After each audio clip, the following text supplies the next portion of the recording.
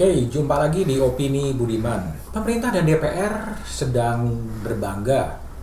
Sejarah sedang ditulis oleh pemerintah dan DPR ketika pemerintah dan DPR sama-sama menyetujui disahkannya rancangan KUHP. KUHP adalah produk kolonial yang hampir semua Menteri Hukum dan HAM, dulu namanya Menteri Kehakiman, ingin mengganti KUHP produk kolonial menjadi KUHP karya anak bangsa. Dan hal itu telah tercapai dalam rapat paripurna pada hari Selasa.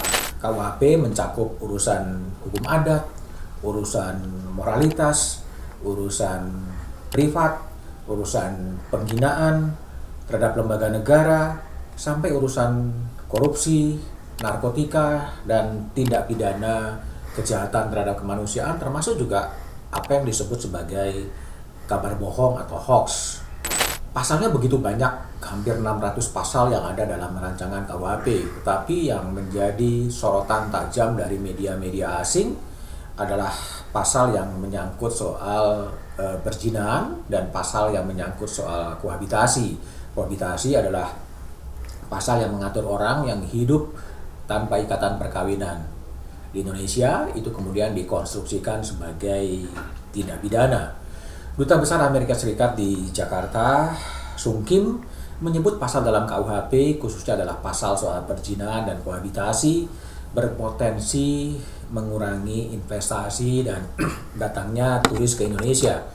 Sejumlah media asing memang menyoroti secara tajam pasal soal hubungan seks di luar pernikahan atau dalam bahasa pasarannya disebut kumpul kebo. The New York Times menulis KUHP baru dinilai mencampuri urusan privat warga. Indonesia telah lama dikenal sebagai negara yang toleran dan terdepan dalam membangun reformasi demokrasi di Asia. Reputasi itu terpukul ketika parlemen meluluskan perubahan besar dalam hukum pidana. Itu ditulis oleh New York Times pada artikel berjudul In Sweeping Legal Overhaul, Indonesia Outlaws Sex Outside Marriage. Berdasarkan aturan-aturan terbaru, seks di luar pernikahan dikonstruksikan sebagai ilegal dan tidak pidana. Isu lainnya adalah soal pencemaran nama baik presiden. Media ekonomi The Wall Street Journal juga menyoroti kasus ini dan menyebut Indonesia semakin konservatif dalam artikel berjudul Indonesian Ban Sex Outside Marriage. Banyak media asing mulai dari New York Times, BBC, Time, The Australian Wall Street Journal, hingga Al Jazeera ramai-ramai menyoroti KUHP baru di Indonesia. Banyak pasal dalam KUHP yang sebenarnya baik, lebih akomodatif, namun intervensi negara dalam urusan privat inilah yang menjadi bulan-bulanan dari media asing. Negara dianggap terlalu jauh mengintervensi kehidupan privat. Memang ketika saya berbicara dengan Menteri Hukum dan Hak Asasi Manusia, Profesor Dr. Edward Omar Syarif Hirai, dia mengatakan bahwa polarisasi dalam tubuh tim ahli pun sangat tajam ketika tim penyusun berdialog dengan kelompok-kelompok masyarakat di berbagai provinsi.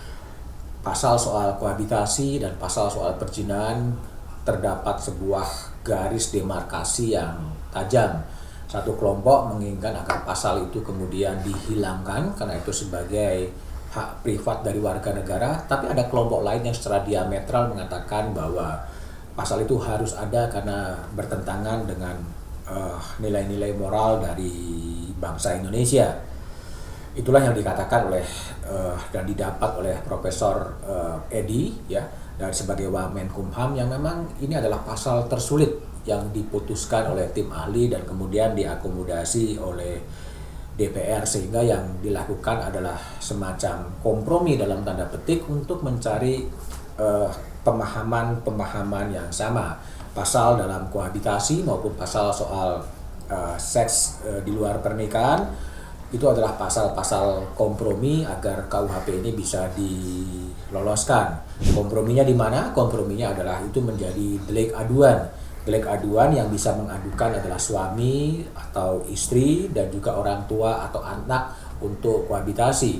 Di luar pihak-pihak itu tidak bisa kemudian mengadukan apakah itu kemudian Satpol PP, apakah kemudian ormas yang kemudian menggerebek orang yang kemudian sedang berwisata kemudian di tempat dengan pasal-pasal soal perzinahan.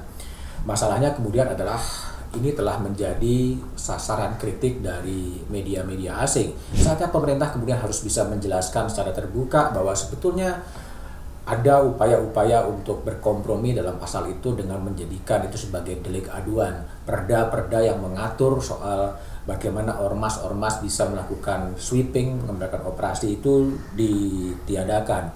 Pasal lain yang juga menimbulkan problem adalah rumusan soal setiap orang yang kemudian menyebarkan kabar bohong yang dilebih-lebihkan dan menimbulkan keonaran itu juga mendapatkan sanksi pidana. Itu dikhawatirkan bisa mengancam pers, mengancam kebebasan pers, karena pertanyaannya kemudian siapa yang bisa mengkonstruksikan sebuah berita itu bohong, sebuah berita itu dilebih-lebihkan, otoritas siapa, apakah itu polisi, apakah itu jaksa, apakah itu hakim, apakah itu dewan pers.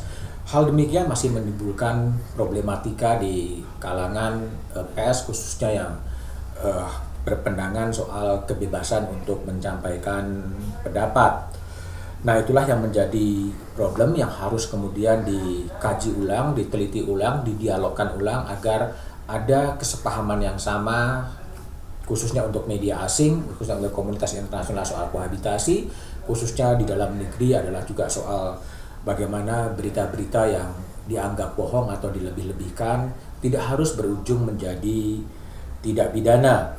Dari subjek hukum, setiap orang bisa saja menyentuh media massa, tapi kemudian siapa yang akan dijerat ketika ada sebuah berita yang dianggap bohong? Misalnya dalam kasusnya Ratna Sarumpait yang juga mengaku dipukuli ternyata tidak, atau dalam kasusnya Verdi Sambo yang menyusun skenario bohong, siapa yang pun akan dijerat dalam kasus seperti itu. Tapi masalahnya adalah masih ada waktu 3 tahun setelah undang-undang ini disahkan, bagaimana KUHP itu kemudian disosialisasikan dan disosialisasikan khususnya kepada aparat penegak hukum, karena memang warga negara memang hanya bersifat pasif, dia juga harus tahu, tapi bagaimana undang-undang itu akan ditegakkan sangat tergantung terhadap penegak hukum yang akan menegakkan aturan itu, sehingga 3 tahun waktu harus dimanfaatkan untuk mendialogkan, mendiskusikan, membuat simulasi-simulasi agar bangsa ini mempunyai pemahaman yang sama soal bagaimana KUHP ini bisa lebih berpihak kepada kebebasan sipil, berpihak kepada demokrasi, dan berpihak kepada hak asasi manusia dengan tetap menjaga keseimbangan adanya ketertiban umum.